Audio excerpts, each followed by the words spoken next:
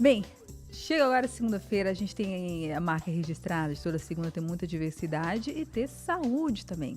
Dessa vez a gente vai falar qual é a relação dessas futuras mamães, dessas gestantes ou quem tá tentando aí engravidar com a saúde do coração. Mesa para dois. Maternidade Brasília, referência no cuidado cardiovascular em todas as fases da vida. Todas as fases da vida mesmo, é isso que a gente vai ouvir daqui a pouquinho. E a minha entrevistada hoje é a doutora Mariana Furtado, ela que é cardiologista e ecocardiografista, com especialização cardiobstetrícia, formação pela USP de Ribeirão Preto e atua nesse cuidado cardiovascular de gestantes e mulheres em diferentes fases da vida. Então, doutora Mariana, seja muito bem-vinda ao Mesa para Dois. Obrigada, Babi. Bom dia. Bom dia. E, doutor, esse assunto mexe tanto com, seja quem está tentando, essas mães de primeira viagem como eu que uso, estava começando, até explicando para a doutora, eu uso esses dispositivos de relógio, né, esses relógios inteligentes, e assim que eu engravidei, uma coisa que me chamou a atenção foi como mudou a minha frequência cardíaca, assim, então, é desde o momento da fertilização que a gente já tem que ficar ligado nesses problemas cardíacos, ou até quem está tentando, se tem algum histórico. Explica para a gente como é que é essa relação mesmo entre engravidar e a questão da saúde cardíaca. Então, Babi, como que funciona? O organismo da mulher, durante a gestação, ela é fisiológico e passa por várias alterações para ter uma concepção tranquila, um desenvolvimento do feto habitual. Então, é fisiológico que a frequência cardíaca da mulher aumente em até 25% do que é o basal. Além disso, tem outras alterações, como, por exemplo, o volume circulante, que é o volume sistólico que está circulando no organismo da mãe, no final do segundo trimestre para o início do terceiro trimestre, aumenta em até 75%. E quando é em gestação gemelar, essa sobrecarga é ainda maior. Então, assim, geralmente as mulheres toleram bem essas alterações fisiológicas, mas às vezes se for alguma gestante com alguma cardiopatia, pode descompensar a doença cardíaca de base. Por isso é bom fazer até um check-up antes, assim, quem tiver condições, obviamente. Eu, por exemplo, engravidei no susto. Aí quem tiver querendo engravidar, fazer esse check-up, inclusive das questões cardíacas. Sim, faz parte da gestante que tem algum risco cardiovascular, por exemplo, obesidade, hipertensão, colesterol alto, diabetes ou até alguma cardiopatia já diagnosticada, é interessante passar por uma avaliação pré-concepcional com o cardiologista para avaliar os riscos sob orientação e, às vezes, a gestante, por exemplo, que tem algum problema em alguma válvula cardíaca, tem que passar por algum procedimento antes de seguir com a gestação, porque existem algumas condições cardiológicas que a gestação é até contraindicada. Olha, e quais são os exames mais importantes para avaliar o coração da gestante? Então, os exames habitualmente que usamos são exames de fácil acesso e livres de radiação, né? Que se já estiver gestante, a gente tem que tomar cuidado com a questão da radiação. Então, basicamente, é um eletrocardiograma, que a gente consegue ver o ritmo do coração, um ecocardiograma, que avaliamos a função do coração, a força, o tamanho, as válvulas. E outros exames também podem ser indicados, como o MAPA, que é a monitorização da pressão em 24 horas, que a gente avalia o comportamento pressórico. E também podemos fazer o uso do Holter, que é para avaliar se existe alguma arritmia em 24 horas. Em mulheres, por exemplo, que vê que a frequência cardíaca está mais alta, às vezes a gente precisa de avaliação com Holter para ver se se é sinusal, se é fisiológico ou se tem alguma arritmia, porque as arritmias podem, a gestação por si só, por questão hormonal, pode aumentar o risco da mulher fazer alguma arritmia. Nossa, quais são os riscos? Então, tem arritmia e quais são os riscos que a gestação pode causar no coração? A mais comum é a hipertensão, né? A doença hipertensiva específica da gestação. Que, na verdade, a causa cardiovascular é a primeira causa de óbito materno e complicação fetal, de restrição de crescimento, parto prematuro, é a causa cardiológica no mundo todo, né?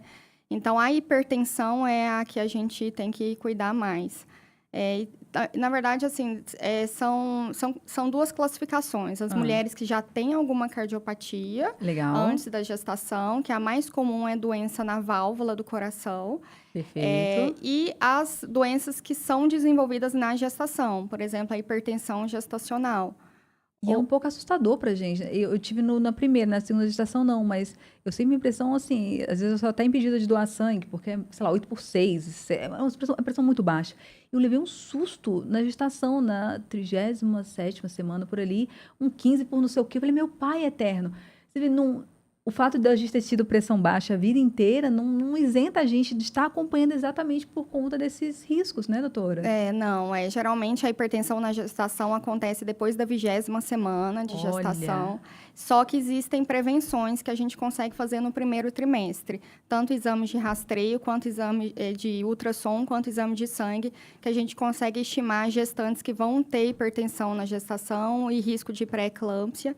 Existem prevenções que a gente também começa no primeiro trimestre. Então, daí a importância da consulta ser o mais precoce possível, para a gente já iniciar essas prevenções, que devem ser ali até 12 semanas da gestação. Olha só.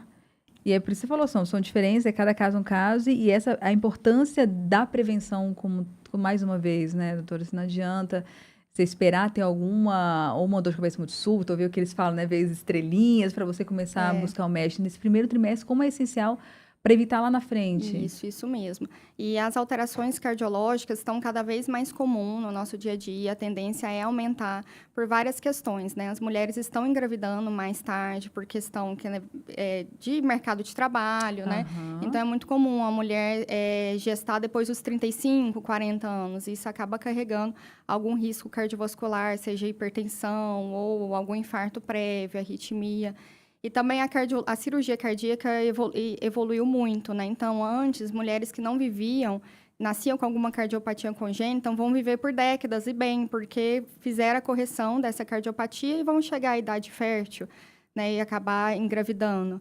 E a questão da reprodução humana assistida também está presente no nosso dia a dia. Fertilização in vitro está possibilitando mulheres engravidar mais tardiamente. Então, daí o fato de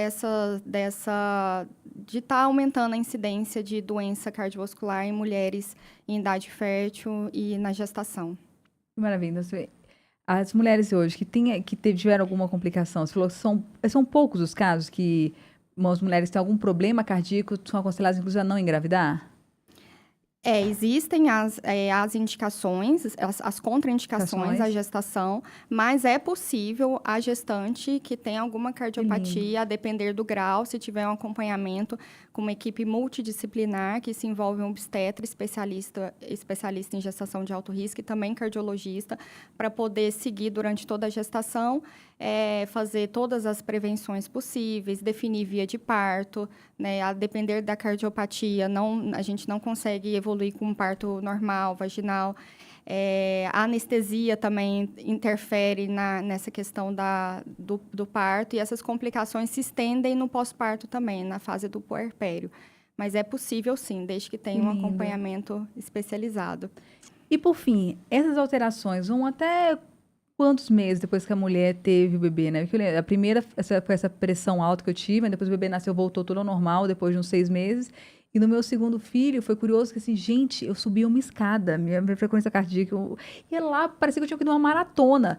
E demorou a baixar nessa segunda, tá demorando a voltar ao normal.